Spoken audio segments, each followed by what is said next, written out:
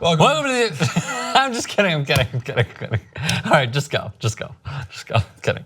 Welcome to TYT Sports on Pluto TV. That's Ricky Strom, Jason Rubin over here. 3 big stories. We're gonna jump right into it so we can give you all of the context and all of the opinions that you come for every single week. Enes Kanter does not buy Kevin Durant's apology. Rolled off the tongue well. Yeah, it did. Enes Kanter. Well, I talked with Hassan once about Enes Kanter's Turkish Not Enes Kanter. Well, it's just the wrong pronunciation. Right. It's the American pronunciation. It's the American pronunciation, right. But like his family issues in Turkey and about the whole rift between Erdogan and Durant or Durant. I know you're right. And how Kanter can't go back to his family. His parents, I think, don't even accept. And how the NBA helped him out in order to come back. Yes, to make sure he could be in the United States and be safe. He doesn't buy Kevin Durant's apology, which shouldn't be surprising to anybody because we'll go through, well, we're gonna, as even Dane Cook would say, Tarantino this shite, which means we will go from. I can't remember the last time somebody actually quoted Quentin Tarantino. Or I'm sorry, Dane Cook. Well, he stopped by the Comedy Store about a week ago in Los Angeles. So about a week ago. A little bit fresh in the mind. The first tweet, though, has to do with not buying Kevin Durant's apology and why Oklahoma City is his home. I don't care what anyone says, Oklahoma City Thunder is the best and most professional organization in the NBA and got the craziest fans. We win, we lose, but the most important thing, we stick together because we are one, and those cats, I call them family. Right thing to say when you play for the Oklahoma City Thunder, right thing to say when you have been a major part of the Oklahoma City Thunder offensive end. And let's not forget that in the Kevin Durant, Enes Kanter beef, there was a stare down a couple times during last season. You know, Kanter from the side, or Kanter from the sideline on the bench was kind of jabbing at KD while he was on the floor. And to continue through, there's 2 other instances at the minimum to which he would throw shade at Kevin Durant. The next one we see here with the, I believe, I'm not leaving post in response. This will be element number 2. There we go. I ain't gonna join the enemy, I'm here to compete. I ain't leaving, Russell Westbrook. Great. Right as the same time as I think the Players Tribune. I'm sorry, that was August 4th, 2016. It said the tweet was out. I was just so distracted by Russell Westbrook's, can we go back to that for a second? His face? His head on that body, it just like, oh, you're right. was clearly. Oh, it doesn't look like Russell Westbrook. It doesn't look like Russell Westbrook. Where's his neck?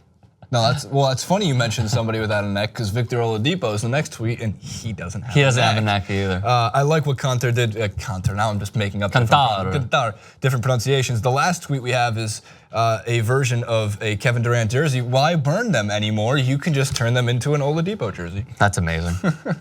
and of course, Victor Oladipo. And an Indiana alum. Remember, no longer on the team. No, he now with the Indiana Pacers for an amazing swap with the for Paul George. So find a way to be creative. Do I speak on behalf of both of us that we're not in favor of burning jerseys? No, I don't think you're a real fan if you burn a jersay. Even if you burn KD's jersey, you're not a fan. Go sell it, make some money. Well, no one's gonna. You can't sell it. You can't sell it. No, bad. You can't bad way sell of getting it. out. But the reason here's what you do. What if he comes back? You just hold on to it. Because no matter what, you know who loves? Donate it. Donate it. Someone can always wear it. Someone can always use it. Go to Goodwill. But aside from that, just keep it. Hang on to it. In a way, it's history. You said hanging at Goodwill, and like you got to be some kind of person to be like, oh wow, an OKC Kevin Durant jersey. Oh yes. I don't like the light green one, or blue rather. I like the dark blue one where it says like Thunder on the side. There's one Durant jersey I want, and it is the Seattle Supersonics. Oh, when he was a rookie. Of course. One of the biggest shamockeries in NBA history was taking the team out of Seattle. We could talk about that another day. A good team. A good team that would have had Russell Westbrook and Kevin Durant. The CEO of Starbucks, who I very much enjoy his coffee, I drink it pretty regularly. You drink it very regularly. Basic. I'm a very basic man. You're a basic bitch. I'm a basic bitch. So my point being is that SOB. What do you get at Starbucks? How basic are you? I get a straight up iced vanilla latte. Now, just for context, here's what Kevin Durant said in case you missed it on his burner Twitter, as Joel Embiid likes to make fun of, and the Frenchman, Frank Kaminsky. Very French. He said, This is Durant tweeting from the burner. He didn't like the organization or playing for Billy Donovan. His roster wasn't that good. It was just him and Russ. Russ, by the way, the non-basketball playing hip hop artist, great listen. Wow, yeah, okay, for sure. That response tells me you've never heard him. No. So I'm just gonna tell you, he's one of those that rises up against the system, which I think you'll like. That's all. He went on, burner. Imagine taking Russ off that team, see how bad they were. KD can't win a championship with those cats. We talked about this yesterday. Because KD blew a 3-1 lead with those cats.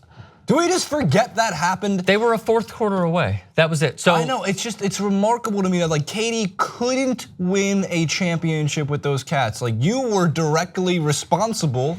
You were the MVP of the league. You were the superstar You were the MVP. On the team, the go-to that couldn't get along with those cats. You are as much to blame as Billy Donovan, as Russell Westbrook, as Kanter, as Steven Adams, as everybody else on that team, but you are the utmost to blame for not closing out that fourth quarter, for Klay Thompson getting lights out from the 3-point line. That was the game. They were down 3-1 in the series, and Klay Thompson, as I've always said it time and time again, pulled the entire Warriors team off life support. All right, real quick. You were the reason. It's amazing to me that he sits there and he goes, "He couldn't win with those cats." You could have fucking won with those cats. You Dude, got they were to the a fourth final with quarter those cats. away. They were 1 quarter away from knocking off one of the best teams of this era, maybe even one of the best. Then they had 8 one of the more best quarters talent. I'm sorry. They had 8 more quarters to do it too. They did have 8 more quarters to do, but they lost their chance, and you sort of felt like they lost their chance when they were up by double digits in the fourth quarter. I think it was 12 in the fourth quarter, and yet they blew the lead. Here's the thing that people have to understand about like Kevin Durant, because some of the takes yesterday. First of all, like a lot of people are, we just need to get back to basketball because of these headlines, and it's like driving people nuts. They want basketball. First of all, the NBA loves this. Oh, no doubt. No doubt. Loves it. And it's about 25 Has days this been away one of from the tip-off. best NBA offseasons? It's the best NBA offseason I've ever seen. I agree. In terms of drama and flat earth theories. Just everything. We've brought everything. Just Flat everything. earth theories. It doesn't matter. Look, again, like, to a point that's really worth noting is like, you know what got buried?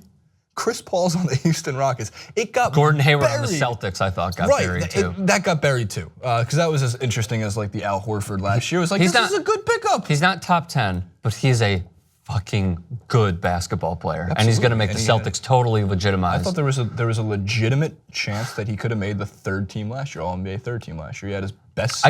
I just want to let it be known. I mentioned the Boston Celtics. One member of the TYT Army, who is literally our floor manager right now, did something I haven't seen since Nelly when he wore a Band-Aid in 2005. He raised the roof. Oh my God. What year are we in? Well, we think we're in 2017. For all we know, we're in like 50, 56.